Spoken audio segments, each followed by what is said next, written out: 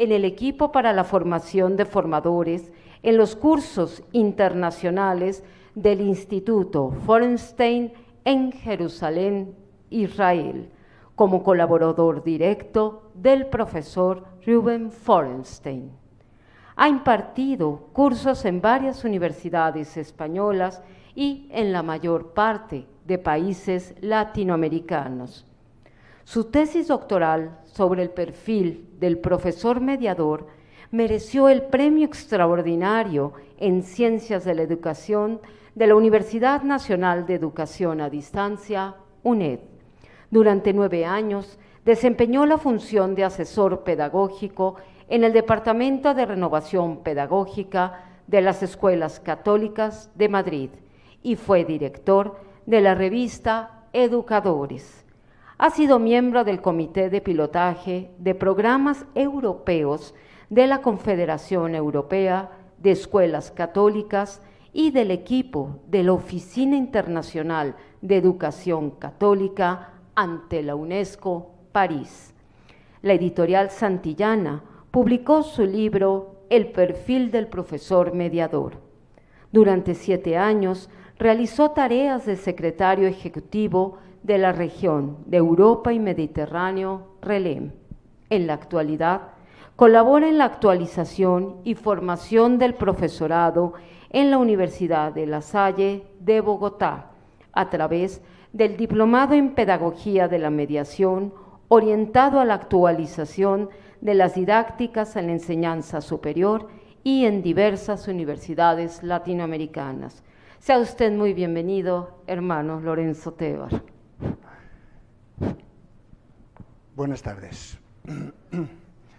Para mí es un placer de nuevo subir aquí al escenario y contaros o compartiros lo que para mí significa el punto más estratégico, más dinámico, más ecléctico y más con capacidad de futuro para una renovación pedagógica. En los talleres que hemos dado en estos días, en distintos niveles, pues se va demostrando que hay un impacto por la novedad y al mismo tiempo por la cantidad de elementos que aporta esta pedagogía de la mediación a una renovación pedagógica de la cual creo que todos estamos inquietos, de alguna manera, o preocupados y no inquietos. Creo que el planteamiento de la educación en el futuro exige un esfuerzo mayúsculo para que caminemos dándonos la mano, y si no dándonos la mano, sí compartiendo los retos que en este momento tiene la sociedad. La sociedad cambia y creo que la escuela tiene que cambiar, los educadores tenemos que cambiar y sobre todo hacia la calidad. Los retos mismos de una juventud en este momento un tanto desorientada, sin brújula hacia el futuro, un futuro totalmente incierto, un futuro cambiante de vértigo que no tiene reversibilidad, sino que va hacia no sabemos dónde, en el ámbito cognitivo, en el ámbito social, en el ámbito laboral y en todos los ámbitos, creo yo.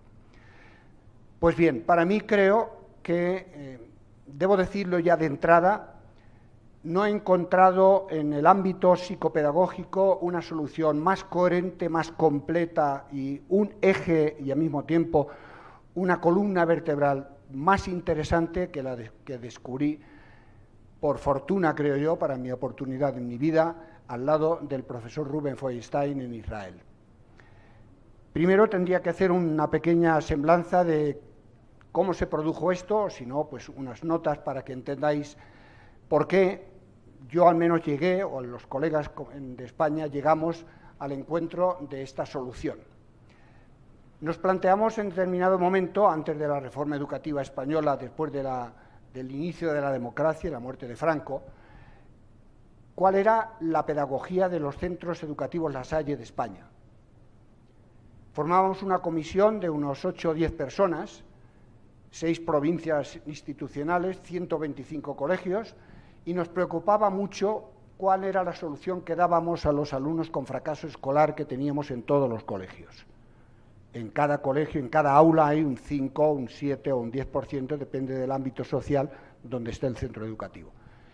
Y nos preocupaba sencillamente porque esos alumnos tienen que tener una solución. y lo planteamos a nivel europeo, y los colegas europeos, pues alguno había escuchado algo de que había por ahí un programa de un judío, de un psicólogo, y que había estado en París. Bueno, buscamos a ver si había estado en España y quién le conocía, y efectivamente encontramos una profesora en la Universidad de Murcia, María Dolores Prieto Sánchez, que fue la que nos introdujo a Feuerstein. De modo que supimos qué es lo que estaba haciendo y nos encaminamos a hacer el primer curso, el primer nivel de toda la pedagogía de la mediación en Jerusalén. ¿Cómo hay que interpretar este planteamiento? Pues hay que interpretar este planteamiento de que el Estado de Israel encomienda a Ruben Feuerstein el problema de la situación en que quedaron los niños y adolescentes después de la Guerra Mundial, con el ostracismo judío y con toda la persecución que tuvieron los semitas, los judíos, en Europa. Europa destruida en aquel momento, e Israel, todos los judíos, el ostracismo, pues la millonada de población diezmada en esa situación. Quedaba un país, Israel, muy mermado, y el gobierno pidió justamente a Ruben Feuerstein que se encargara de toda esa rehabilitación, y si no rehabilitación, recuperación o trabajo con esos niños víctimas de toda la situación de la guerra. Es decir, una especie de resiliencia para esos niños huérfanos, maltratados, heridos, etcétera, etcétera. Y, por supuesto, víctimas de un tiempo sin escolarizarse. Feuerstein, que él había nacido en Rumanía, había vivido y había sido director de un colegio en Bucarest, la capital de Rumanía, se fue a la sazón para hacer sus estudios a Ginebra, donde estaba la plétora de grandes hombres, al lado de Piaget. Y allí es donde empezó él a trabajar en su programa, en su proyecto. ¿Y cuál era su proyecto? Pues su proyecto era crear un modelo pedagógico que rehabilitara a todo niño, a toda persona con una discapacidad o con un problema, el que fuera, cognitivo, afectivo, social, integrador, etc. De modo que él creó su programa. Lo defendió en la Universidad La Sorbona de París en el año 1980. Previamente él había trabajado en las colonias judías del Magreb, es decir, Argelia, Marruecos, Túnez, todas las que están al lado del Mediterráneo, justamente en el sur de Europa. ¿Qué pretendía Feuerstein? Pues justamente lo que acabo de decirles, es decir, una rehabilitación, un acompañamiento de estos niños y, al mismo tiempo, una solución social a una familia humana que había quedado enormemente maltrecha por la Guerra Mundial Europea. Entonces, nosotros, viendo esa experiencia, recibiendo esa experiencia en Israel, inmediatamente vimos que era la solución para el problema que estábamos buscando. Es decir, encontrábamos un paradigma, un modelo pedagógico y encontrábamos unos materiales, todo un programa de rehabilitación, normalmente de 3 años, que os quiero mostrar. Todo esto para mí ha sido realmente un descubrimiento. Y sobre todo, pues porque Feuerstein, siendo él un psicólogo clínico y yo un psicólogo escolar, pues yo tenía mucho que aprender de toda la patología y de todos los problemas que tiene el ser humano a la hora de rehabilitarlo. Feuerstein lo que hace es una serie de elementos que son los que a mí me enriquecían. Y a la sazón, pues vinieron una serie de profesores de las distintas universidades del mundo. Allí nos encontrábamos todos los años. A lo largo de 15 años he estado yendo a Jerusalén acompañando a los psicólogos de España, de La Salle y de algunas otras instituciones, y allí me encontraba impartiendo yo a su lado los cursos también a psicólogos de todo el mundo. Y en un momento dado, pues uno de los psicólogos me pide a mí que porque si he hecho yo el doctorado, si he profundizado todo eso, porque yo daba los materiales, el programa de Feuerstein allí. Y entonces dije que no, pero entonces él me sugirió, dice, ¿por qué no haces el doctorado en la Universidad Nacional? Yo te puedo acompañar, etcétera. Le propuse a Feuerstein el tema y él me dice, pues tú tienes que hacer el doctorado sobre tal tema, que ahora veréis. Y yo le dije, no, el tema yo ya me lo he pensado, cuando yo le propuse, lógicamente, la aceptación, ya había pensado mi tema. Y entonces él me dice, os cuento esta anécdota para que veáis la diferencia enorme que hay de lo que él planteaba y lo que después yo he intentado de descubrir. El psicólogo clínico aporta una serie de elementos que lo vamos a ver ahora mismo. Y yo planteaba todo esto trasvasarlo al ámbito educativo. Y él lo sabía porque en España tenemos los colegios normales, escolares, algunos de escuelas normales, y entonces él me dice, pues yo tengo que ser el director de tu tesis, porque él veía que yo ampliaba el ámbito clínico al ámbito escolar. Es decir, me servía de todos esos aspectos para enriquecer mi propia praxis educativa. Al mismo tiempo yo descubría mis propias lagunas, y mis propias lagunas fueron mis hipótesis de investigación en la tesis. De modo que fue una iluminación para mí, y posteriormente he visto, buscando a lo largo de toda la pedagogía y la psicología, que si debemos buscar, incluso a nivel institucional, un paradigma abierto, integral, etcétera, con todas las cualidades que ahora vais a ver, y al mismo tiempo que enriquezca toda una visión pedagógica, que nos sirva para formar el profesorado, para formar nuestros líderes que multipliquen todo esto, yo creo que esta pedagogía es la mejor. Me atrevo a decirlo. Me atrevo a decirlo. Incluso lo estoy retando donde quiera que vaya, para, si alguien realmente conoce un modelo pedagógico que aporte más elementos, encantado que me lo diga.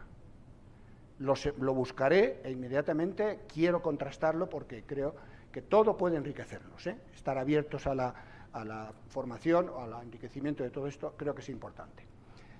Por lo tanto, ahora os voy a mostrar cuáles son esos puntos interesantes que para mí constituyen una riqueza. Me enriquecieron a mí y creo que pueden enriquecer a todo profesor, al menos así lo estoy visionando, o sea, lo estoy visualizando constantemente cuando imparto un seminario o cuando he impartido, en este caso, en la Universidad La Salle de Bogotá, que me ha abierto las puertas, ya 3 diplomados, cada uno de 120 horas, para la actualización pedagógica de los profesores, sea de las universidades, sea de los colegios que tenemos en esos países. Entonces, ahora yo quisiera hacer de esta exposición, que va a tener que ser muy rápida, porque en una horita yo tengo que resumir 120 horas, imaginar, esto es un esfuerzo impresionante, y me vais a perdonar pues las prisas y un poco el recorrido que vamos a hacer. Yo quisiera hacer de esta experiencia de presentación también una investigación. Yo voy a plantear 10 aportaciones de Feuerstein.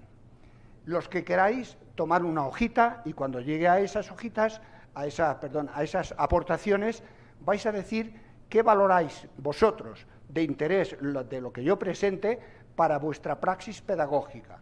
Es decir, para vuestro modelo pedagógico, ¿cuánto os enriquece ese punto? El punto 1 de los 10 puntos que yo voy a recorrer presentándoos todo esto. De esa manera, pues sería una forma más activa, porque creo que la mediación es teórico-práctica a la vez. Por lo tanto, esto no es mediación, esto es una conferencia teórica que no se me ha permitido que hagamos ejercicio porque en una hora pues no da tiempo para nada. Y hacer 2 ejercicios pues no sería significativo ante la cantidad enorme de elementos que vais a ver que recorre y revisa toda esta pedagogía. Entonces, renovar o actualizar un paradigma significa tener en cuenta pues, una herencia, en este caso, si yo los hablo desde La Salle, tenemos un carisma nada más y nada menos del patrono de todos los educadores, Juan Bautista de La Salle. Por lo tanto, esa herencia plasmada en la guía de las escuelas, en cómo es el educador, en todas las meditaciones del tiempo de retiro fundamentalmente y en otros escritos, es una riqueza enorme, no solamente para la Iglesia, sino para la educación en general. Ha habido estudios muy interesantes que hablan de lo que los historiadores de la educación saben que ha aportado La Salle a la educación. Pero esos historiadores normalmente no han leído los textos originales, lo han leído lo que otros historiadores han dicho, de modo que siempre se filtra ahí o se deteriora un poco la información. Pues bien, para constituir hoy un proyecto, un modelo pedagógico actualizado, yo creo que hay que tener en cuenta esos aspectos, si queréis, más tradicionales, pero contrastado con las corrientes pedagógicas actuales. Todas ellas tienen cada una algo que aportarnos, todas. Por lo tanto, estar abierto a ello creo que es la actitud primera de un investigador. Y eso constituiría un paradigma que Thomas Kuhn nos dice que tiene que ser un sistema de creencias, un sistema de praxis, un sistema de actividades, de todo esto, consensuado por una comunidad científica. Por lo tanto, lo que nos hablaba la doctora Rosa María tiene plena actualidad en el sentido de que tenemos que compartir más, tenemos que dialogar y consensuar porque la educación nos compete a todos y sobre todo la formación del joven, del niño, del adolescente o del joven implica toda la comunidad entera. Pues bien, de ahí tendríamos nuestro paradigma. Ese paradigma nos permitiría tener un proyecto concreto de cada centro educativo, según las necesidades, según los objetivos concretos, y definitivamente un método. Para mí el tema fundamental fue el buscar un método. ¿Por qué? Porque si no hay teoría, no hay método. La mejor praxis, ya lo decía Kurt Lewin, es una buena teoría. Y el problema de los educadores hoy es que no saben justificar por qué están enseñando como están enseñando. Han aprendido, como aprendieron como estudiantes, desde los niños y jóvenes y después en universitarios, pero no han estudiado en profundidad una pedagogía, una psicología, una filosofía, etcétera, que les permita dar razón de por qué están enseñando como están enseñando. Y por eso yo constato constantemente, os lo digo con toda sinceridad, que yo disfruto, y es un autodescubrimiento que hago constantemente, las carencias de los profesores y lo que saben que les enriquece esta pedagogía. Entonces, vamos a ello. Esos serían los otros aspectos de la metodología, que ahora saldrán con más detalle. A ver. Estas serían las características de este paradigma utópico, de este paradigma integral. Es decir, si queremos realmente llegar a una educación de calidad y de excelencia, tenemos que preguntarnos cuál es nuestra pedagogía mejor, o dónde está. Y si está, bueno, pues ya os puedo decir que el primer país que hizo el contrato con Feuerstein fue el primer país que ha estado mucho tiempo y sigue estando a la cabeza de PISA, de los resultados de PISA en todo el mundo, que es Finlandia. El primer país que hizo un contrato para formación de todos sus maestros fue Finlandia. Y el segundo, lógicamente, que ya estaba antes, era el propio Israel, donde en más de 1.500 escuelas se está trabajando todo esto. Por lo tanto, estas podrían ser todas las cualidades.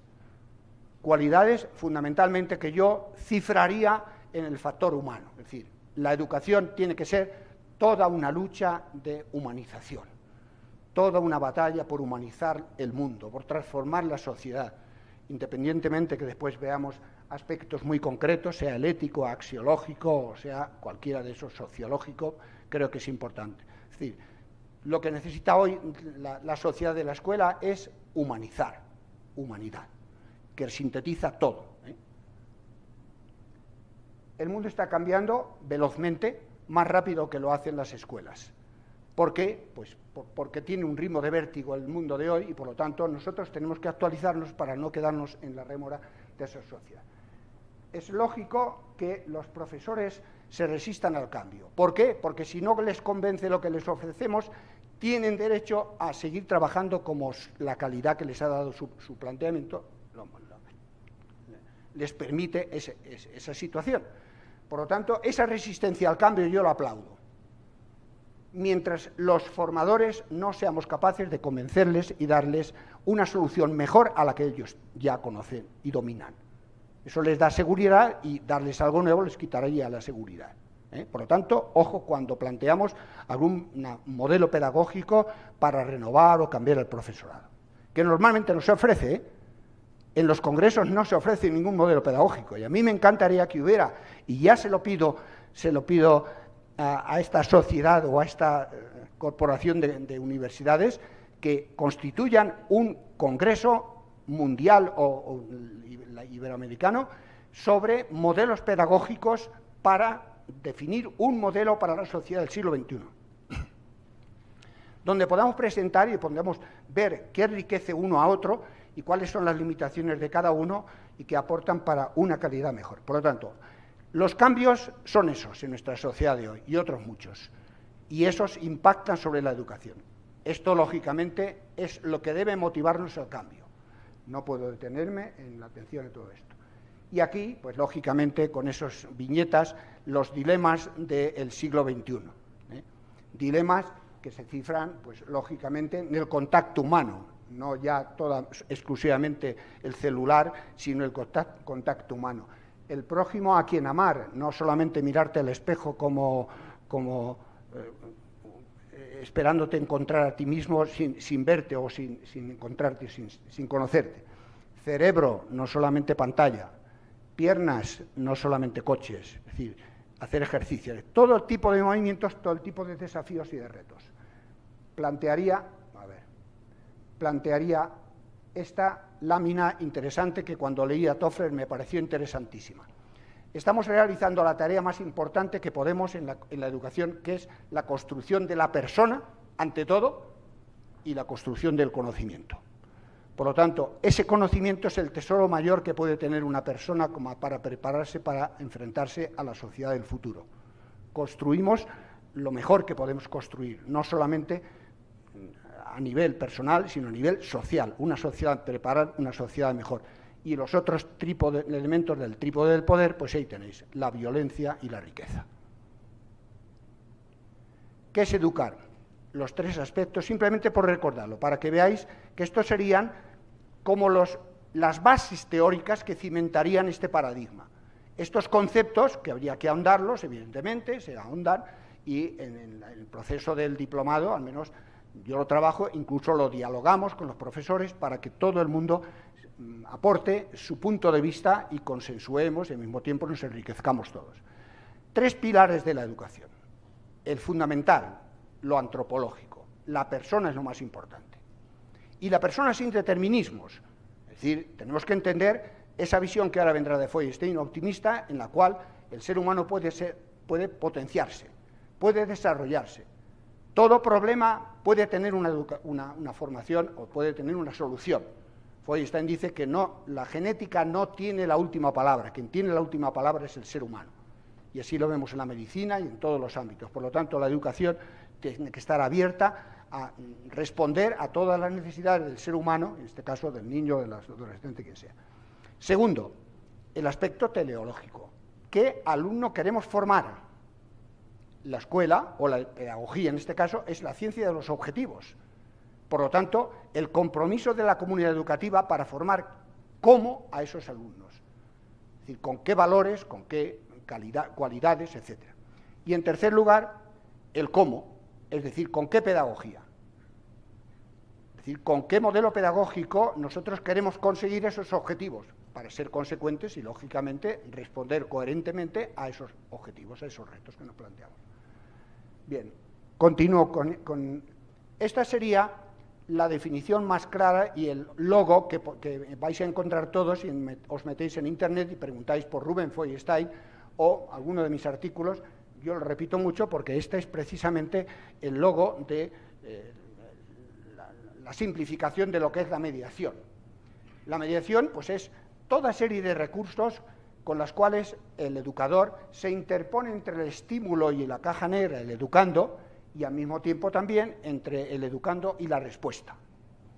¿Para qué? Pues para significarlo, temporalizarlo, repetirlo, adaptarlo, etcétera, etcétera. Todo lo que dirían los autores de la psicología del aprendizaje, como Ausubel, como Gardner, como Feuerstein, Vygotsky o cualquier autor. Es decir, todos los aspectos de interacción permanente con el alumno, pues los trataríamos ahí. Y aquí ampliaríamos el campo de respuestas del alumno, es decir, el campo mental, en el cual el alumno normalmente responde desde su punto de vista totalmente subjetivo, es decir, y darle una visión más amplia, que es lo que le corresponde al educador. No me entretengo más aquí. Y vamos a empezar. Los 10 puntos en los cuales yo cifro la aportación enorme de Ruben Feuerstein. Teniendo lo anterior, pues como una especie de introducción de que la pedagogía, la psicología, la sociología, la filosofía, las ciencias humanas nos están dando puntos de vista interesantísimos, pero que cada uno de los autores lo asume de una manera distinta. Primer punto, ya podéis empezar la votación. Cuando terminemos el punto, entonces ponéis el resultado. Es decir, sobre 5 puntos, los que lo queráis hacer, ¿qué puntuación dais de enriquecimiento de este punto de la pedagogía de la mediación de Ruben Feuerstein? Responde a principios psicopedagógicos de la educación actual. Da fundamento científico al paradigma de la mediación a través de la modificabilidad cognitiva estructural. Es decir, planteando un principio optimista en el que él, a partir de la experiencia de aprendizaje mediado, cambia al sujeto de una manera potenciadora.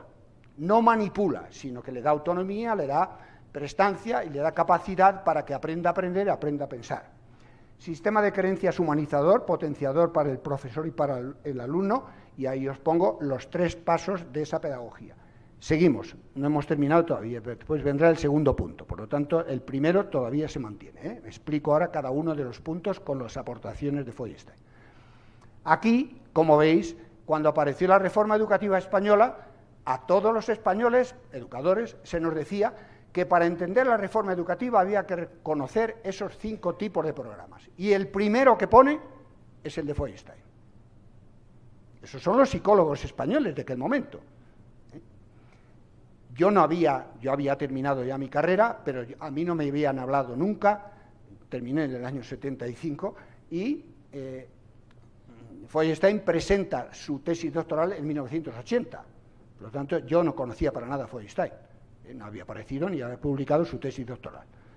Entonces, el primer programa que nos plantea es el de habilidades cognitivas. 2 programas, Ruben Feuerstein con el programa de enriquecimiento instrumental y Luis Alberto Machado con el proyecto de inteligencia de Harvard.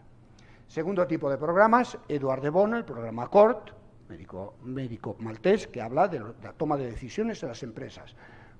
Tercer programa, programa de comprensión lectora. En España buscamos una metodología, elaboramos una metodología de velocidad y comprensión lectora a la vez, y al mismo tiempo las técnicas que llamamos del taquistoscopio. Los niños en este momento, dicen los inspectores de Madrid, que mejor leen son los de los colegios de La Salle. Por algo será, porque hemos encontrado un método que en aquel momento publicamos en la editorial y que surtía de materiales y de ejercicios, de actividades, de juegos de lectura interesantísimos. Cuarto tipo de programas, formar el interior, es decir, para niños autistas o incluso para personas normales, pues ahí podíamos meter todo lo de la metacognición y toda la concientización de Paulo Freire y de Cattell y de los autores que están hablando de la importancia que tiene la concientización y la metacognición. No hay aprendizaje si no hay toma de conciencia, si no somos conscientes de que aprendemos. Y por último, el programa de filosofía para niños de Matthew Lipman, que nos aporta todo eso. Por lo tanto, uno de los programas más importantes, el primero que se cita, de habilidades cognitivas, de desarrollo, es el de Feuerstein, dentro de la teoría. Aquí sería la comunión de lo que Feuerstein, Vygotsky, Ausubel y Piaget tienen para facilitarnos una psicología del aprendizaje coherente totalmente con otros autores. Por lo tanto, esto para mí es un sistema, un criterio de valor. Feuerstein se acerca a los mejores psicólogos del mundo, que hablan de la psicología del aprendizaje. No me entretengo en esas 4 condiciones, que son las 4 condiciones de Ausubel, para que un aprendizaje sea significativo. Como veis, revisar todo esto es la enorme riqueza que aporta la pedagogía de la mediación. Y ahora sí que podéis votar. ¿Qué os enriquece de todo lo que hemos dicho? Os enriquece mucho o poco. Sobre 5, ponéis una puntuación, lo que queráis, los que estáis haciendo, los que queréis hacer ese planteamiento. Segunda gran aportación. Aporta una nueva forma de enseñar a pensar, a aprender y a pensar. Como dice Luis Alberto Machado, la primera asignatura que debe haber en un colegio, en un centro educativo, es enseñar a pensar o aprender a pensar. Esta mañana hemos estado haciendo con un grupo de maestros de Hidalgo una serie de ejercicios, todos matemáticos. No había en el fondo matemáticas, es enseñar a pensar. Pensar con números o pensar con la matemática, igual que se tiene que enseñar a pensar con cualquier disciplina. Pero, ¿cómo se hace eso? A través de un método que Feuerstein le llama el mapa cognitivo, con 7 pasos. Por lo tanto, él aporta un método, aporta un programa de actividades y aporta unos pasos que hay que dar para enseñar ese programa que se llama el mapa cognitivo. Esa fue la inspiración mayor para mí. Normalmente no hay por ahí autores, ni Nickerson, ni nadie que apunten exactamente a una propuesta metodológica. Feuerstein desarrolla una metodología que además el mapa cognitivo con 7 parámetros en los cuales el maestro tiene que programar conforme a esos pasos para desarrollar todo el contenido de cada una de lecciones o cada una de las fichas o unidades que trabaja, con una planificación metodológica para aprender un camino de interioridad. ¿Por qué? Pues porque, ¿cómo define la UNESCO la educación? Camino integral de interioridad. Aprender realmente es todo un procesamiento interiorizado. Los sentidos son simplemente las ventanas por donde las que entra información. Todo es cuestión de imágenes mentales, que son las que vosotros estáis creando con la ayuda de las imágenes que tengo yo aquí y lo que vuestra propia capacidad de pensar os aporta. Más sobre eso, estos son los elementos, los que tenéis en la izquierda serían los elementos de Feuerstein, los 7 pasos del mapa cognitivo, y los que yo busqué que tenían que completarlos con los elementos comunes de las didácticas.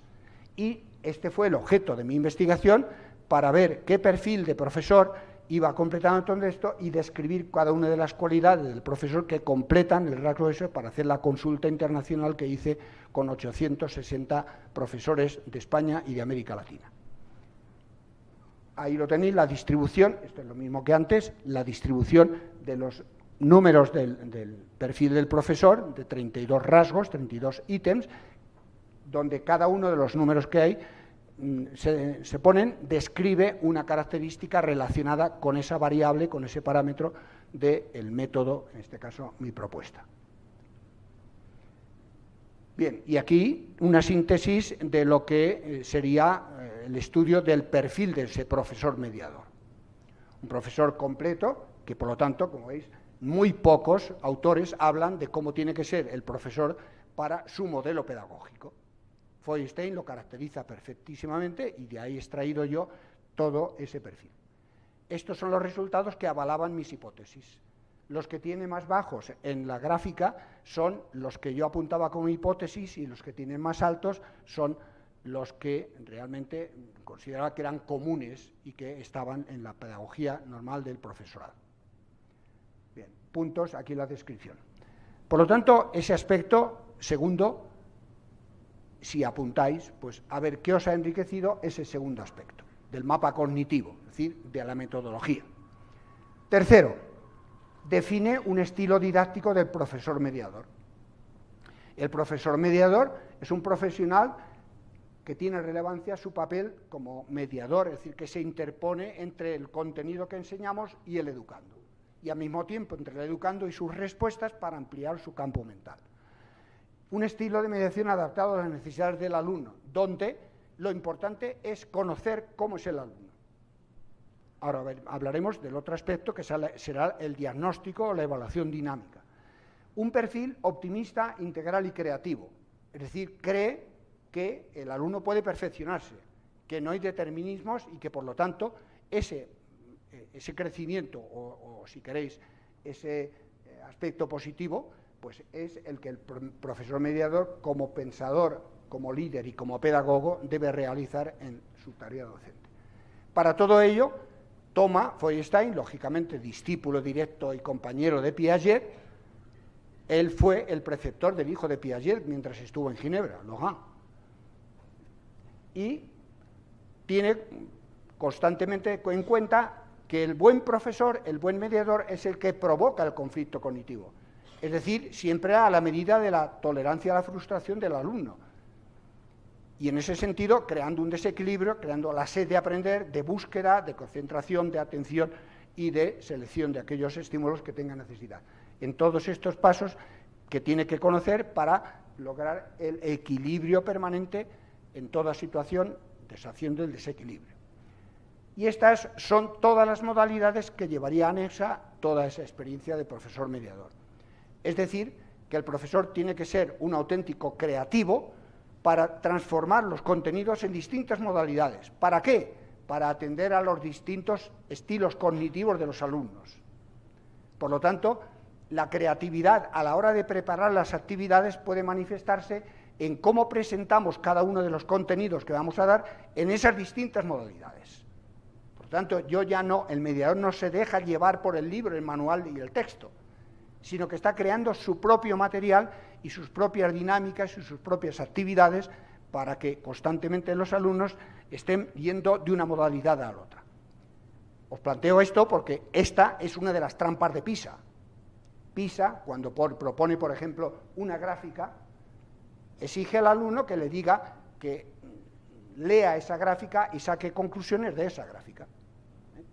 Cosa que aquí se aprende normalmente a lo largo de todo el procedimiento, de toda la aplicación, de todo el programa. Los algoritmos y así toda esa gama de posibilidades de cambio de modalidades. Bien, fundamentalmente esto lo vais a encontrar en todas partes porque es una viñeta sacada de Internet y que fundamentalmente nos dice que decir y hacer, por lo tanto la metodología que Feuerstein plantea es la dialógica, donde la palabra la tiene el alumno, donde el alumno tiene que contestar permanentemente o hacer preguntas al mediador y se establece un diálogo permanente. Por lo tanto, un diálogo entre profesor y alumno y al mismo tiempo una pericia enorme por parte del mediador para ser buen preguntador. El mejor profesor es el mejor preguntador, no el que da respuestas, independientemente que las respuestas se han de buscar entre todos. El aula tiene que ser el aula de la aventura en busca de la libertad o de las fuentes de la información, etc. Por lo tanto, decir y hacer sería la forma más completa para aprender. Bueno, aquí me he saltado esta transparencia que es la síntesis de Edward de Bono, en la cual tenemos que mirar todos los temas desde distintas ópticas, de distintos colores. Tiene 6 sombreros para pensar y, como veis, cada uno de los sombreros tendría un valor o tendría un atributo de mirar las cosas desde una óptica distinta. Esa pluralidad de visiones es la que tiene que dar un buen profesor, que tiene una visión multidisciplinar, que tiene una visión multimodal, de muchas maneras, etcétera, y desde muchas ópticas. Sería el tercero. Cuarto, se centra en los procesos psicológicos de la enseñanza-aprendizaje de los alumnos. Pasa del producto al proceso. Sabe enseñar por procesos. Procesos que al mismo tiempo van exigiendo ese carácter dialógico de la metodología y al mismo tiempo cuestionador. Por lo tanto, presta más atención a los procesos cognitivos, afectivos y sociales que a los resultados. El resultado es importante, evidentemente, pero al resultado se va a llegar conociendo el proceso. Sobre esto hay ejemplos maravillosos, interesantísimos, que el profesor cuando se da el curso aprende. ¿Por qué? Pues porque normalmente nos han enseñado normas, reglas, fórmulas, pero que no sabemos de dónde vienen. Esta mañana, por ejemplo, preguntaba yo a los profesores, ¿qué es el número pi? Y todo el mundo dudaba. Y pi es no cuánto vale, que todo el mundo ha aprendido que son 3, 14, 16, pero ¿de dónde viene ese 3, 14, 16? De la división de la fracción entre la longitud pi es perímetros, alrededor de un círculo, en este caso la circunferencia. La circunferencia dividido por su diámetro, de modo que cualquier objeto circular medimos su circunferencia y lo dividimos por su diámetro, 2r, y eso nos da pi siempre. Nos da 3, 14, 16. Por lo tanto, pi, que es una constante de dividir la longitud de la circunferencia por el diámetro. Cualquiera, la Tierra, medimos su circunferencia, lo dividimos por su diámetro y nos da 3, 14, 16. Un vasito o un plato o lo que sea, siempre nos daría 3, 14. Por lo tanto, es una constante. Como veis, cuando eso se hace directamente con el alumno, el profesor en clase, pues se aprende un proceso. Todo eso nos lleva precisamente a descubrir nosotros en los procesos las dificultades que tienen los alumnos. Las dificultades para nosotros son indicadores. Ahora vamos a ver cómo diagnosticamos esos indicadores que nos lo aporta Feuerstein con la psicología clínica. La aportación de la psicología clínica nos da un repertorio de funciones cognitivas deficientes que no tiene ningún autor en toda la psicología.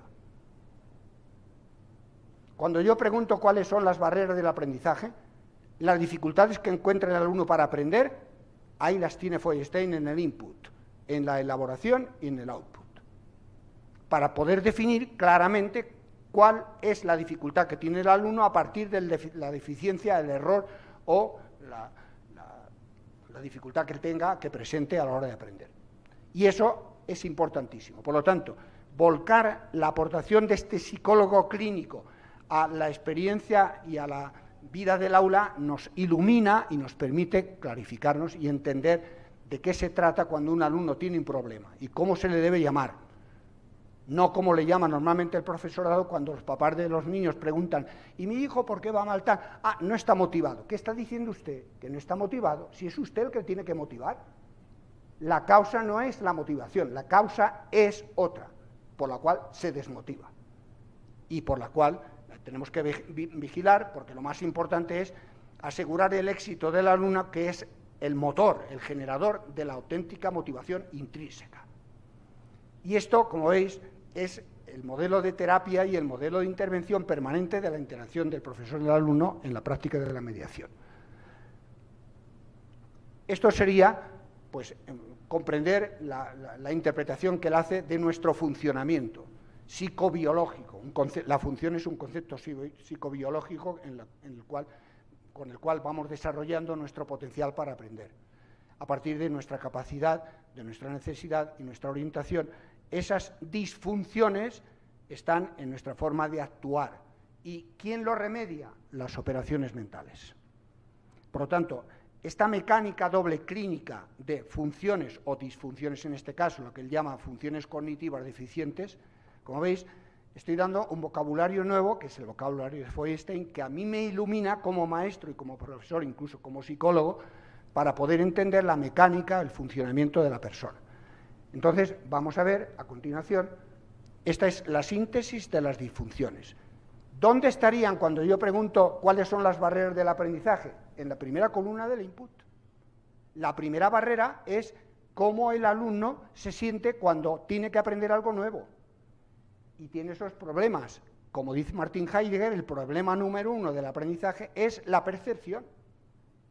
Si yo no percibo bien por mis sentidos, ya tengo ahí la primera trampa. Y así viene la impulsividad. La mayor parte de errores los cometen los niños y las personas mayores porque no se controlan. No se controlan en el proceso que tienen que seguir. Y esto es lo que enseña a pensar la mediación. Tercero, el vocabulario. Estamos enseñando permanentemente el vocabulario.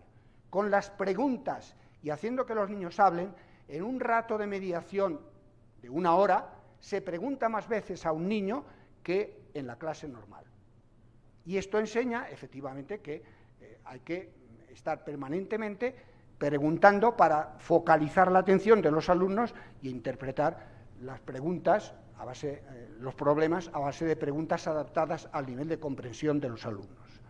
Después la orientación, el tema de la interiorización del esquema corporal, de izquierda a derecha, delante y detrás, que es la base de todos los aprendizajes. Aprendemos a leer de izquierda a derecha, aprendemos a sumar de derecha a izquierda y después a multiplicar y dividir de izquierda a derecha y arriba a abajo.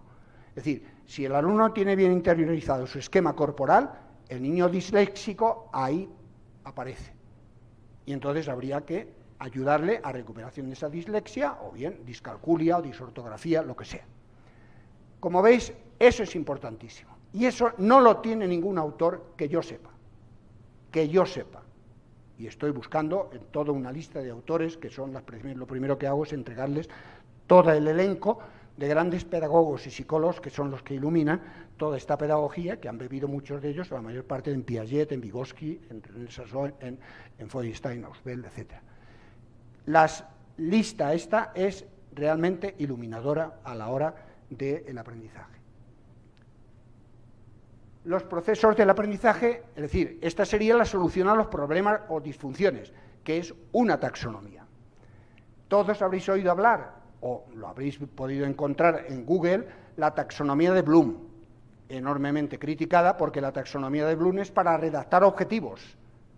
La auténtica taxonomía es esta, la que va a venir ahora, que vais a ver ahora en la tabla que tengo, donde nos ponen una taxonomía, es una palabra griega que significa clasificación. Clasificación desde lo más elemental a lo más complejo y abstracto de la formal con la cual construimos a la persona en la mente y construimos el conocimiento.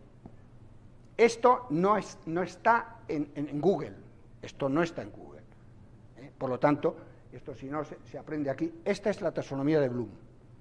La encontráis en Google inmediatamente, ¿no? Por lo tanto, son verbos para definir objetivos.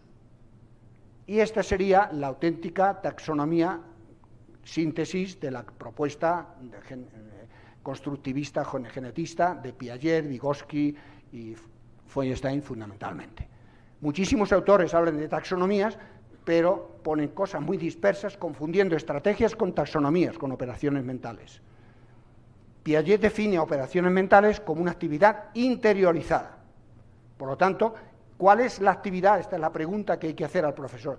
¿Cuál es la actividad mental que tiene que realizar el alumno para solucionar un problema? Estas. Y empezamos desde la base. El primer día haciendo puntitos, organizando, proyectando, ver si la dificultad que tiene el alumno es de su propio esquema corporal, e inmediatamente pasamos a las operaciones que ahí tenéis: comparar, analizar, sintetizar, clasificar, y así sucesivamente hasta el silogismo. La analogía, lo inductivo, el razonamiento inductivo, deductivo. Este es el vocabulario que construye a todos los profesores y con el que todo profesor debe construir el contenido y construir la mente del alumno. Por lo tanto, esta es la gran tarea de cada una de las páginas, sabiendo que van a desarrollar todo ese tipo de actividades mentales o de habilidades cognitivas. Estos serían el alto nivel superior, es decir, para hacer los procesos cognitivos superiores o en enseñar el aprendizaje basado en problemas, tenemos que tener toda la base anterior. Y esto lo plantea Vygotsky y lo plantea Feuerstein y lo plantean todos los autores. Por lo tanto, esto se aprende aquí, cosa que normalmente no se nos ha enseñado, sino que nos hemos quedado con actividades mentales, pero no nos han enseñado, por ejemplo, el pensamiento creativo, el pensamiento crítico, la resolución de problemas y la toma de decisiones, que son la síntesis de los procesos cognitivos superiores, de los cuales habla sobre todo Vygotsky. ¿Qué inteligencia desarrollamos? Feuerstein plantea una inteligencia fluida, de la que habla Cattell, en vez de una inteligencia cristalizada. Él no enseña concretamente ninguna materia, las abarca todas, con todos los contenidos. ¿Para qué? Para que aprendamos a aprender lo que sea. ¿Veis? El gran objetivo de la UNESCO, que aprendamos a aprender a lo largo de toda la vida, prepararnos para aprender. Y en este sentido, yo he tomado una definición de Gardner, de la inteligencia reformulada, que me ha parecido la definición más completa que he encontrado hasta ahora y al mismo tiempo la más coherente con todo lo que realmente trabaja la inteligencia. Un potencial psicobiológico para procesar información que se puede activar en un marco cultural para resolver problemas y crear productos que tienen valor para una cultura. ¿Por qué subrayo cultural y cultura? Porque es el aspecto nuevo que no estaba en un trabajo que hizo Determan y Stenberg para definir cuál es el concepto más universal de inteligencia. Inteligencia, estamos hablando también incluso de creatividad, que es la hermana gemela de la inteligencia. No hay creatividad sin inteligencia, ¿no? Pero me ha parecido interesante traer aquí el concepto de inteligencia de Gardner, independientemente que Feuerstein plantea una inteligencia fluida, es decir, global, abierta, capaz de aprender a aprender lo que sea. Cuarto, terminado. Quinto, es decir, ¿qué habéis aprendido? ¿Qué os ha gustado? ¿Qué os ha enriquecido de este planteamiento del cuarto punto? Quinto punto, busca el éxito y la implicación del alumno como protagonista. Busca la motivación intrínseca del educando, que se descubra a sí mismo capaz de aprender. Un niño que tiene fracaso escolar, Feuerstein dice que hay que traerlo a un entorno modificador.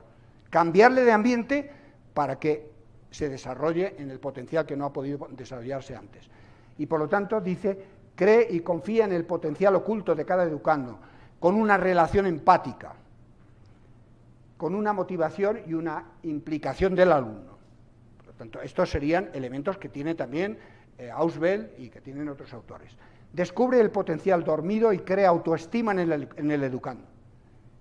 Que al alumno le guste aprender y al mismo tiempo se sienta a gusto con ese aprendizaje. Independientemente que cuando se hace con alegría y con optimismo y con buen ambiente empático, el alumno no se cansa tanto, disfruta. Y ojalá que el propio mediador, que es el primer modificado, es el que disfrute también. Ayuda a la construcción integral de la persona. ¿Cuántos significados tiene la palabra enseñar? Muchísimos, pero más la mediación. Y la mediación es todo. Todo ámbito del ser humano no debe ser ninguno ajeno. Y por lo tanto, ahí tenéis toda una cantidad de verbos que son los que implican, los que significan la mediación. Fundamentalmente, para mí, ¿cuál sería el mejor? Pues mirad, a propósito de lo que os he dicho, que el buen mediador es el que provoca el conflicto cognitivo, es decir, despierta en el alumno las ganas de aprender, la sed de aprender. El buen mediador, el buen profesor debe ser un buen provocador. La buena sociedad mercantilista es la que más nos provoca para sacar dinero y meternos a la compra del producto que están vendiendo. Por lo tanto, si queremos vender nuestro producto, nuestra asignatura, tenemos que ser provocadores, es decir, crear estímulos muy positivos que al alumno le inviten a buscar e implicarse a la hora de eso. Bueno, aquí una tensión permanente. Feuerstein dice que siempre tiene que haber una tensión equilateral. Ahí estamos los tres, logro de objetivos, el mediador y el educando, distintas posiciones, pero aquí si yo subo 1 milímetro, tengo que esperar que el alumno suba 1 milímetro. Si subo 2 metros, tengo que esperar que el alumno suba 2 metros. Por lo tanto, el proceso de adaptación viene determinando en el mediador, en el educador, una tensión permanente de adaptarse al ritmo que me da el alumno. Quien manda es el alumno, no yo. Yo quisiera que él aprendiera rápidamente, pero él tiene su ritmo de aprendizaje. Por lo tanto, tengo que detenerme, tengo que repetir y tengo que esperar que esté a mi nivel. Entonces vamos subiendo hacia el logro de los objetivos. 3 niveles de realización en el aprendizaje. Un buen mediador tiene que estar coordinando permanentemente la complejidad y la abstracción. ¿Para qué? Para que dé éxito. ¿Qué es complejidad? Ahí tenéis esos rasgos. ¿Qué es abstracción? La cantidad, la elevación a nivel de interiorizado de toda la actividad mental. Conjugar esos dos aspectos, pero para siempre tener éxito. ¿Por qué? Porque en todo momento lo que tenemos que lograr es que el alumno tenga éxito. Si no tiene éxito, no se motiva. La fuente del éxito, la fuente de la motivación es el éxito. Por lo tanto, la conjugación de eso y entender cómo tú vas controlando tu materia, adaptándola y al mismo tiempo transformándola para que él la pueda digerir en el proceso de aprendizaje, es el trabajo de controlar la complejidad y el controlar la abstracción, es decir, el tipo de operaciones mentales que yo pido al alumno para que trabaje ese contenido. Sexto, forja competencias y eleva el desarrollo potencial de cada alumno. ¿Con qué? Con todo un programa. No solamente una teoría, sino con un programa que se llama el Programa de Enriquecimiento Instrumental, el PEI que llamamos. Consta de 14 instrumentos, cada uno de ellos eleva el nivel de complejidad y el nivel de abstracción más, de modalidad distinta, de modo que estamos formando al alumno para aprender lo que sea. Donde lo importante no es llenarle de contenidos, sino construir esas habilidades mentales que le permitan tenerlas como capacidades para aprender a aprender lo que sea. Por lo tanto, ese aspecto es fundamental y sabiamente él aporta todo eso a lo largo de todos los instrumentos. Provocando fundamentalmente el ¿qué? La modificabilidad cognitiva estructural. Esta es una palabra talismán para él. Modificabilidad significa un cambio cualitativo y cuantitativo del aprendiz con relación a lo que él evolucionaría normalmente. Este es el punto que Vygotsky llama nuestra zona de desarrollo potencial, lo cual significa que podemos aprender más rápidamente con la ayuda de un buen mediador que si lo hiciéramos nosotros solos. ¿Cuánto tiempo tardaríamos en descubrir toda la ciencia y el saber si lo hiciéramos nosotros solos? Vidas. En tanto que La experiencia de aprendizaje mediado es una intervención de esa zona de desarrollo potencial que todos tenemos para aprender más rápidamente con la ayuda de un buen mediador que si lo hiciéramos nosotros solos. Desarrollando, por lo tanto, esas habilidades cognitivas y aprendiendo a aprender. Esta sería toda la síntesis de la propuesta de Feuerstein. Sintetizado todo lo que llevamos dicho en este punto en el concepto fundamental de el ser humano es modificable. El ser humano puede crecer, la inteligencia puede desarrollarse. No hay ningún determinismo en el ser humano. Siempre que tengamos cualquier problema, hay un aspecto positivo que tenemos, que ese es el que tenemos que desarrollar para eliminar los aspectos negativos. Eso es el auténtico sentido de la intervención clínica e incluso psicopedagógica. A través de la modificabilidad cognitiva, es decir, que sea consciente de cómo aprende y que abarca a todo el ser humano. La manera de entenderse, de entender el mundo, de entender el conocimiento, de entender el sentido de la vida. Todo. Por lo tanto, nada humano debe sernos extraños en este ámbito. ¿A través de qué? De una experiencia de aprendizaje mediado, es decir, un modelado. El mediador es el modelo del alumno en tanto que aprendiz. Y por lo tanto, esa experiencia es todo el tipo de interacción permanente que está haciendo el profesor con el alumno. Preguntas, vocabulario, acompañamiento, todo lo que una interacción permanente, vocabulario, etcétera, puede realizar. ¿A través de qué? De dos instrumentos fundamentales. Uno, que es la evaluación dinámica. Esto no existe en el mercado. Robert Stenberg le dedica todo un libro porque es una novedad, ya que la evaluación dinámica es una intervención de un psicólogo para descubrir qué resistencias opone el alumno a la hora de aprender. No es clasificarle, sino descubrir cuáles son sus carencias y sus potencialidades. ¿Para qué? Pues para ver qué pronóstico podemos aventurar, primero qué diagnóstico, cuál es la causa, la etiología de los problemas, y en segundo lugar, cuánto tiempo tendremos que mediar a ese alumno para cambiarle esa posición que tiene, para remediar ese problema.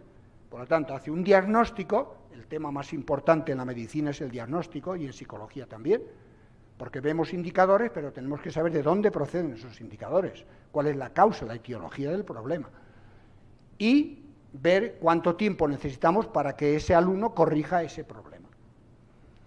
Y el programa de enriquecimiento instrumental que ya hemos dicho. Por lo tanto, los dos medios para ese modelo pedagógico de Feuerstein es uno de diagnóstico y uno de intervención, que es el programa de enriquecimiento instrumental de los 14 instrumentos, con un mapa cognitivo como método, y esos serían los pasos que tiene que dar. Y unos criterios de mediación que son los comunes a toda la historia de la psicología. Séptimo, nos faltan 3 nada más. No sé si me alargo, 10 minutitos, fenomenal, con 10 minutos salvamos lo que nos queda. Hace al alumno consciente de sus procesos cognitivos interiorizados. Fijaos qué concepto tan importante. Hace al alumno consciente por las preguntas, por la interacción permanente de sus procesos cognitivos interiorizados. Desarrolla a través de la metacognición el insight. Esta es la última etapa que normalmente no aparece en ningún sitio. La última etapa del método de aprendizaje es no la única evaluación de repíteme lo que has aprendido, no, sino el doble aspecto. Primero, insight significa eso, eureka, lo encontré, lo entendí, lo comprendí. Y entonces, si lo has comprendido, ¿para qué te sirve? Transfer, aplicación. ¿Dónde lo aplicas? Y damos ejemplos de aplicación de lo que he aprendido. Y en segundo lugar, si lo has comprendido, elabora un principio y generalización de lo que has dicho. Por ejemplo, si hemos trabajado en un tema, la búsqueda sistemática como estrategia, las estrategias, todos cometemos estrategias, esto es una elaboración de un principio, esto es una generalización. Este aspecto de generalización es importantísimo y esto entra dentro de lo que llamamos insight. El aprendizaje estratégico y significativo. Estamos aprendiendo para cada lección, lo primero de todo, entender qué tenemos que hacer y una estrategia. Y hay estrategias que no se aprenden, que no se conocen, sino que se tienen que enseñar. Por ejemplo, planteo una, que es, tomáis un pentágono, trazáis todas sus diagonales y decidme cuántos triángulos distintos se podrían componer en ese pentágono con todas sus diagonales. A ver, hecho numéricamente, empíricamente, a ver, ¿cuántas salen? Te empiezan a decir, no, hazlo. Y el hacerlo enseña una estrategia de carácter prácticamente científico. Metacognición, no me entretengo. Cattell, miraos este tema porque es interesantísimo. Primero, para enseñar a pensar y como estrategia.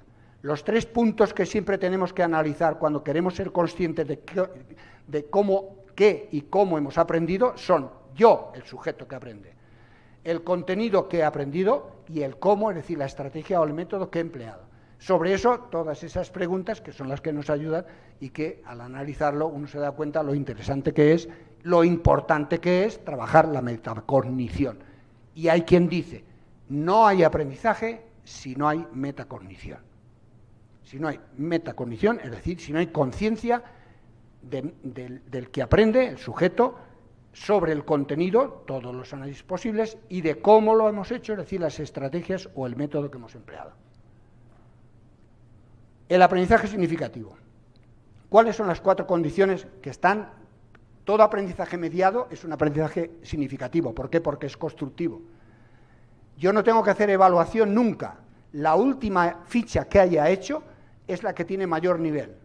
Y no he podido llegar a ella si antes no he hecho las anteriores bien. Por lo tanto, esto es un aprendizaje que construye constantemente. Yo no necesito la evaluación. La evaluación es el propio proceso de aprendizaje, cuando se emplea una metodología de este tipo, porque incluso el alumno sabe que cuando no puede hacer una actividad es porque no tiene las bases anteriores que hemos tenido que trabajar eficazmente, con éxito. Luego el problema está en mí, que no he hecho repetir ni que he hecho aprender con eficacia todo eso. Las 4 condiciones y las paso rápidamente. Primera, coherencia psicológica. Tengo que hablarle al nivel mental de desarrollo del alumno. Evidentemente, si no me entiende lógicamente, no le puedo contar un chiste. Tiene que tener una cultura y una manera de pensar. Segundo, coherencia de contenidos, es decir, basado en el principio fundamental que dice Ausubel. Si toda la psicología del aprendizaje se pudiera resumir a una sola cosa, ¿qué es lo más importante? Los conocimientos previos. Siempre aprendemos a partir de lo que sabemos. Consecuencia para nosotros. Si hacemos un examen, a los 30 alumnos que tenemos en clase nos suspenden 10, el lunes, cuando vamos a la lección siguiente, ¿qué pasa con esos 10? Nada, siguen ahí, sin tener el aprendizaje anterior. Nosotros somos los causantes del fracaso de esos niños. No hay otra. Si no cambiamos el sistema educativo dando esa atención a los alumnos más retrasados, seremos creadores de fracaso escolar, promotores del fracaso escolar. Y tercero, la implicación, que el alumno sea el que lo hace, el promotor de la actividad, el propio alumno. Por lo tanto, el profesor tiene que trabajar, preparar las actividades que tiene que hacer el alumno. No las explicaciones, que eso vendrán con las actividades. Crear ese núcleo de actividades es fundamental. Y por último, lo que acabamos de decir del insight, buscar la aplicación y la elaboración de principios o conclusiones de lo que hemos aprendido. Octavo, vamos terminando.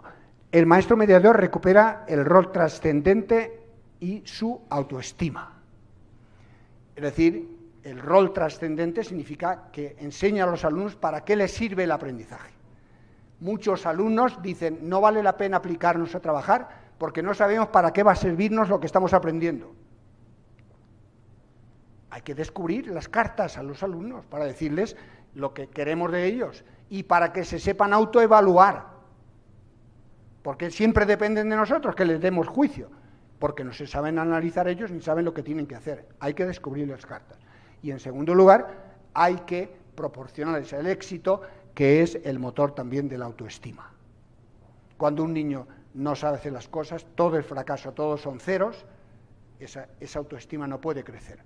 Al niño tenemos que darle la oportunidad de que tenga éxitos, tenemos que rebajarle todo, pero que lo experimente, aunque sea muy bajo, pero lentamente ir subiendo el nivel de complejidad y abstracción para que él aprenda también a pensar, y se promocione y al mismo tiempo crezca.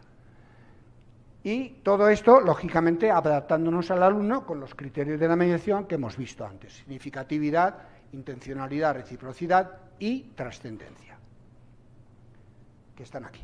Ahí los tenéis. Estos serían los criterios de la mediación.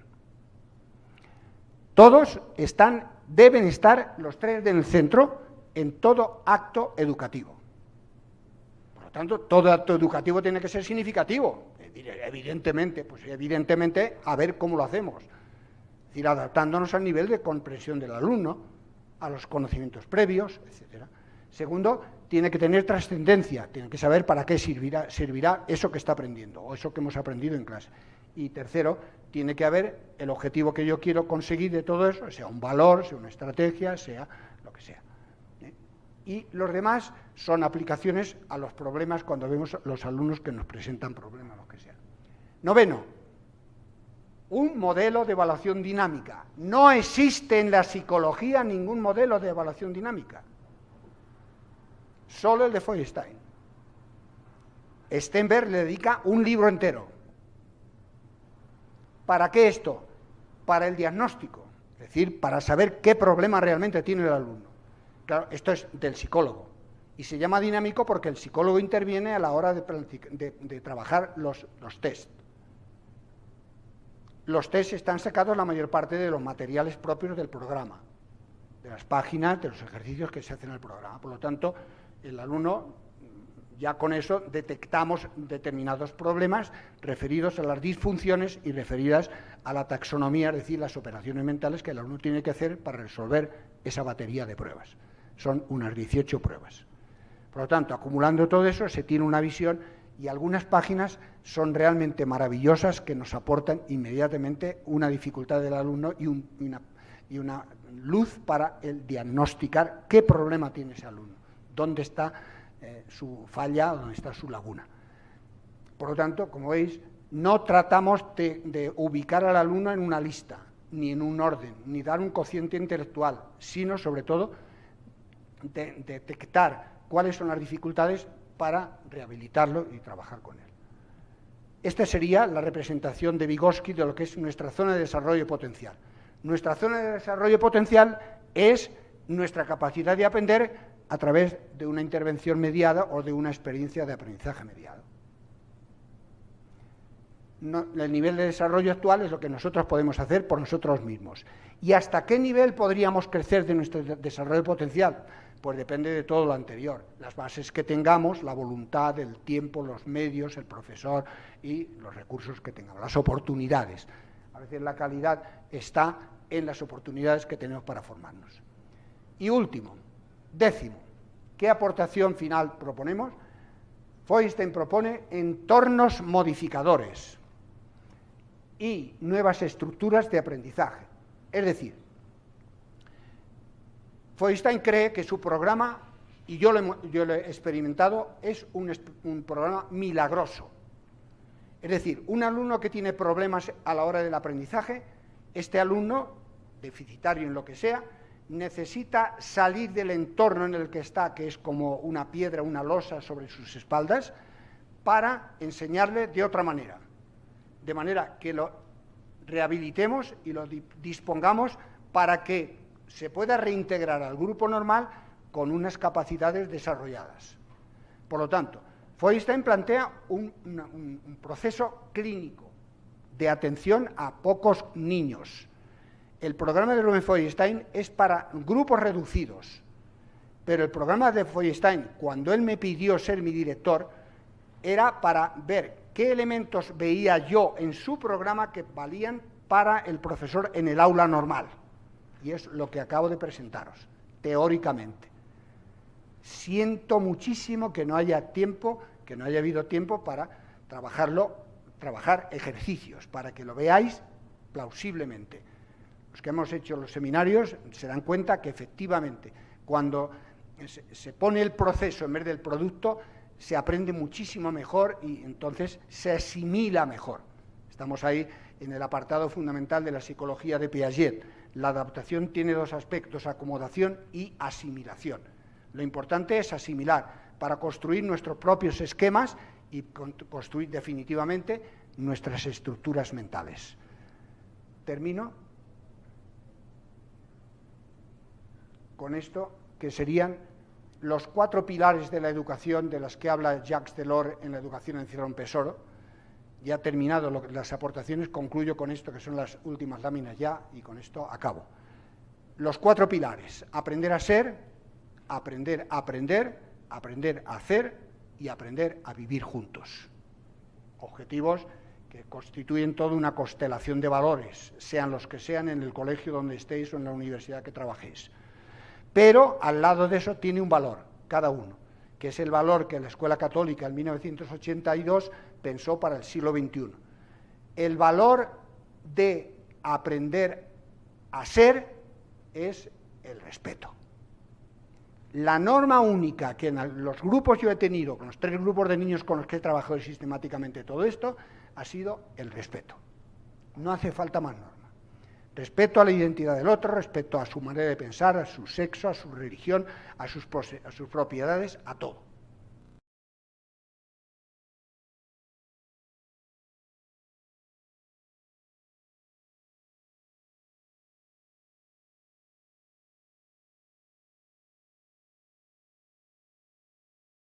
Interioridad. Es construirnos por dentro, es desarrollar nuestro potencial de aprendizaje. Aprender a hacer es la creatividad. La creatividad es la hermana gemela de la inteligencia.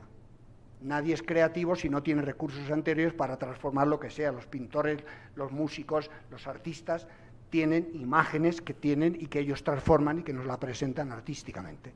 ¿Veis? Y la inteligencia. Y por último, aprender a vivir juntos. La solidaridad, no la justicia. La justicia, la bondad, la belleza, los trascendentales de la filosofía griega. Ahora nosotros, a la hora de vivir solidariamente, tenemos que ayudar más a quien más lo necesita, no a quien más lo merece, sino a quien más lo necesita realmente, y no hacernos una justicia totalmente parcial. Síntesis: mis 2 grandes lumbreras, si exceptuamos Jesús de Nazaret y nuestros padres, para mí, 2 grandes hombres que me han iluminado y que me han dado el gozo de ser educador. Juan Bautista de la Salle, patrono de los educadores y patrono de esta universidad, y Rubén Feuerstein. Murió hace 4 años y creo que son 2 hombres realmente ilustres y fantásticos, auténticos maestros en todos los ámbitos, como ejemplos de vida y al mismo tiempo como ejemplo de promoción y de aportación a la hora de darnos luces y caminos para la vida. Y concluyo. La conclusión que podíamos sacar es que la pedagogía de la mediación, la experiencia de aprendizaje mediado, es la llave maestra, la columna vertebral para fundamentar, consensuar métodos y actualizar y elaborar una didáctica para los aprendizajes, para avanzar hacia una educación de calidad. Cambiar el mundo, amigo Sancho, no es locura ni utopía, sino justicia. Y la profecía del Vaticano II. Se puede decir con toda certeza, con toda razón, que el porvenir de la humanidad está en manos de quienes sepan dar a las generaciones venideras razones para vivir y razones para esperar. Y termino con esta preciosa poesía que compuso un hermano argentino chileno, estuvo muchísimos años viviendo, que es la trascendencia de nuestra tarea educativa. Nuestra misión, los que sois padres, tenéis un valor fundamentalísimo porque dais vida, pero el educador da vida en plenitud, que trasciende y que prepara al ser humano para toda la vida. Educar es lo mismo que poner el motor a una barca, pero para ello hay que medir, pensar, equilibrar y poner todo en marcha. Pero para eso uno tiene que llevar en el alma un poco de marino, un poco de pirata y un poco de poeta y 1,5 kilos de paciencia concentrada. Pero es consolador pensar, soñar, mientras uno trabaja, que ese barco, ese niño, irá lejos por el agua, soñar que ese navío llevará nuestra carga de palabras hacia islas, hacia puertos distantes, hacia islas lejanas. Soñar que cuando un día esté durmiendo nuestra propia barca, en barcos nuevos seguirá nuestra bandera enarbolada. Bueno, pues muchas gracias a vosotros. ¿Hay preguntas? Agradecemos al doctor Lorenzo Tebar por adentrarnos en la pedagogía de la mediación y pues ya estamos en tiempo, así que habrá oportunidad solamente para una pregunta, la cual le planteo. Y nos preguntan, ¿de qué manera la mediación aporta a las habilidades socioemocionales del alumnado? Las socioemocionales evidentemente están en el estilo de interacción permanente. Creo que el educador tiene que ser una persona, primero, acogedora, que tenga alma de educador, incluso que sepa que está reemplazando, sustituyendo a los padres en la misión más profunda y hacer que crezca en estos niños la vida y el sentido de la existencia. Por lo tanto, yo creo que si la inteligencia es el motor, el afecto es el clima, es el ámbito en el cual se desarrolla todo. Sin afectividad no puede haber crecimiento y, por lo tanto, esto es el cuidado permanente de solicitud que tiene que demostrar el alumno o que hay que demostrar al alumno en todo tipo de interacciones. Yo creo que si yo he tenido una satisfacción interesante, importante en mi vida sobre lo que he estado haciendo con estos alumnos que tienen dificultades y problemas, ha sido porque he tenido mucho cuidado de atender a este ámbito afectivo de unas relaciones de cercanía, de confianza, de despertar confianza y de despertar al mismo tiempo una conciencia de que yo estaba preocupado por ellos. Os puedo decir como anécdota que cuando yo venía a América para dar algún curso durante el curso escolar de España, yo les llevaba regalos, o les llevaba, si iba a Argentina, me llevaba dulce de leche y alfajores para hacer una merienda con ellos, o les mandaba algún recuerdo. Me traía siempre la dirección de todos ellos y les mandaba una postal desde los países por donde pasaba. Y os puedo contar como anécdota que uno de ellos falleció, y el día que falleció me llamaron del colegio, saludé a sus padres y hacía ya 10 años que este niño lo había dejado yo, que había terminado, y les pregunté, ¿ustedes se recuerdan quién soy yo? Dice, ¿cómo no nos vamos a recordar? Nuestro hijo tenía pegada en la cabecera de su cama la postal o las postales que usted le había mandado desde América, como recuerdo y como gesto y al mismo tiempo como atención afectuosa a esos niños que realmente, si los queremos, tenemos que demostrarles con gestos que realmente son nuestros hijos casi, nuestros hermanos pequeños a los cuales atendemos con todo cariño. Muchísimas gracias, doctor Tebar. Y pues cedo la palabra al maestro de ceremonias. Agradecemos la intervención de esta interesante conferencia que nos ha hecho reflexionar sobre la importancia de la mediación y la praxis del educador, además del imperativo de construir nuevas miradas para orientar la formación del educador del siglo XXI. Le pido subir al escenario a la doctora Alicia Rivera Morales, presidenta de la IDU en México, quien hará entrega del reconocimiento al doctor Lorenzo Tebar Belmonte y a la doctora Jenny Brand Barajas por el apoyo en esta moderación. Buenas tardes. Para mí es un honor entregar la constancia al doctor Lorenzo Tebar Belmonte por sus grandes aportaciones a la docencia universitaria y la didáctica en general. Muchas gracias.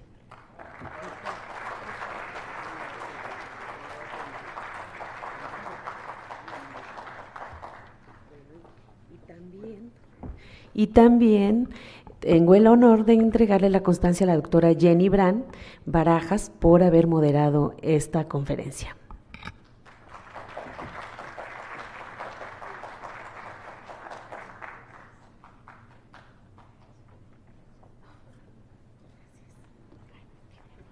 Les recordamos que existen a continuación actividades simultáneas para que acudan a la que les interese participar. En el auditorio de la biblioteca se desarrolla la presentación de las redes de investigación y en los salones de preparatoria podrán ustedes escuchar las presentaciones de los trabajos de los estudiantes de posgrado. También les recordamos que mañana viernes las actividades programadas inician a las 8 de la mañana con las ponencias simultáneas y les solicitamos ubicarse directamente en los salones dispuestos para ello. Al concluir las actividades del día de hoy, les queremos recordar que están invitados a asistir a la cena que será llevada a cabo en el Salón de Usos Múltiples ubicado en el Campus 2, en donde la Asociación Iberoamericana de Docencia Universitaria los recibirá gratamente para que puedan pasar un ameno y fraternal rato de convivencia. Les esperamos. Muchas gracias, Indivisa Manen.